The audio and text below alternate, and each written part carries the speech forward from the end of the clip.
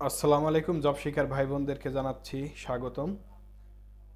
নীলফামারী জেলা প্রশাসক কার্যালয় নিয়োগ বিজ্ঞপ্তি DC office job circular 2025। Nilphamari জেলা প্রশাসক কার্যালয় 0 পদে লোক নিয়োগ দেওয়া হবে। নীলফামারী জেলা প্রশাসক কার্যালয় 3টি পদে মোট 46 জনকে নিয়োগ দেবে। এই চাকরিতে নীলফামারী জেলার স্থায়ী বাসিন্দারা শুধু আবেদন করতে পারবে। পদগুলোতে নারী ও পুরুষ উভয় প্রার্থীরা আবেদন করতে পারবে। সম্পূর্ণ বিজ্ঞপ্তি বিস্তারিত দেওয়া হলো Nilphamari DC office job circular 2025। পদের নাম অফিস সহায়ক। পদ সংখ্যা 42টি। শিক্ষাগত যোগ্যতা মাধ্যমিক সমমান পরীক্ষা উত্তীর্ণ। বেতন স্কেল 8,250 থেকে 20,010 টাকা। পদের নাম নিরাপত্তা প্রহরী। পদ সংখ্যা 3টি। শিক্ষাগত যোগ্যতা মাধ্যমিক সমমান পরীক্ষা উত্তীর্ণ। বেতন স্কেল 8,250 থেকে 20,110 টাকা। পদের নাম পরিচ্ছন্নতা কর্মী। পদ সংখ্যা 1টি। শিক্ষাগত যোগ্যতা জিএসসি সমমান পরীক্ষা উত্তীর্ণ। বেতন স্কেল 8,250 থেকে 20,010 টাকা। আবেদন শুরুর সময় 5 ফেব্রুয়ারি 2025 তারিখ সকাল 10টা থেকে আবেদন করা যাবে বন্ধুরা। দেখুন, আবেদন কিন্তু 5 ফেব্রুয়ারি 2025 তারিখে সকাল 10টা থেকে আবেদন করা যাবে। আবেদনের শেষ সময় দেখুন 4 মার্চ 2025 তারিখ বিকেল 5টা। 4 মার্চ 2025 বিকেল 5টা বন্ধুরা। আবেদনের নিয়ম: আগ্রহী প্রার্থীরা অনলাইনে আবেদন করবেন http://dcnil.teletalk.com ভিডিও ওয়েবসাইটের মাধ্যমে আবেদন করতে পারবেন বন্ধুরা। দেখুন, আবেদন সিস্টেম একদমই সহজ। অ্যাপ্লিকেশনে ক্লিক করবেন আপনি। অ্যাপ্লিকেশনে ক্লিক করার পর আপনাকে একটা ইন্টারফেসে নিয়ে আসবে। এই ইন্টারফেসে গিয়ে জাস্ট আপনি সার্কুলারে ক্লিক দিবেন এবং সার্কুলারে ক্লিক দিয়ে অ্যাপ্লিকেশনে ক্লিক দিবেন। আপনার যদি অনলাইন অ্যাপ্লিকেশন করা থাকে, অর্থাৎ অল জবস থেকে অ্যাপ্লিকেশনটি করা থাকলে একদমই ইজি। সেটা হচ্ছে আপনি এখানে ইয়েস দিবেন। ইয়েস দিয়ে আপনার অ্যাপ্লিকেশন আইডিটা এখানে দিয়ে নেক্সটে ক্লিক করবেন।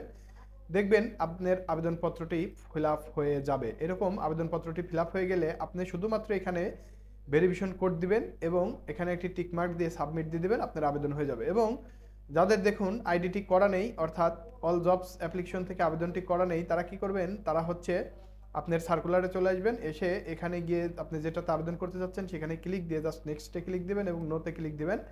তারপরে নেক্সটে ক্লিক দিবেন। এরকম একটা ইন্টারফেস চলে আসবে। ঠিক ইন্টারফেসটা আসার পরে আপনি অ্যাপ্লিকেশন নেম দিবেন, আপনার আবেদনকারীর নাম দিবেন, পিতার নাম, মাতার নাম, এক কথায় এখানে যা যা ইনফরমেশন চাচ্ছে এগুলো দিবেন। তারপরে মায়ের নাম, পিতার নাম, date of birth, nationality, religion, ধর্ম, জেন্ডার, ন্যাশনাল আইডি দিবেন।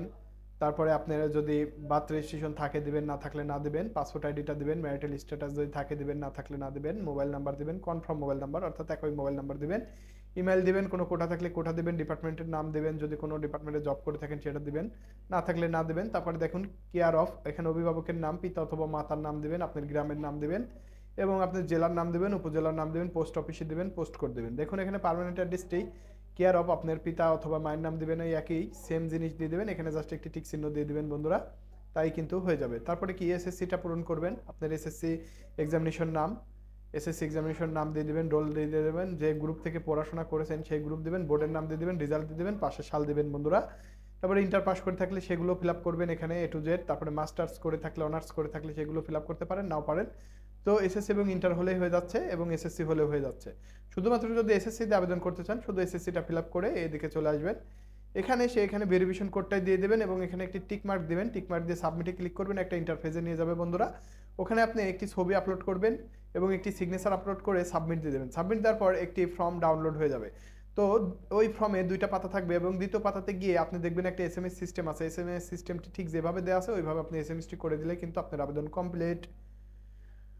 তো সবাইকে ধন্যবাদ।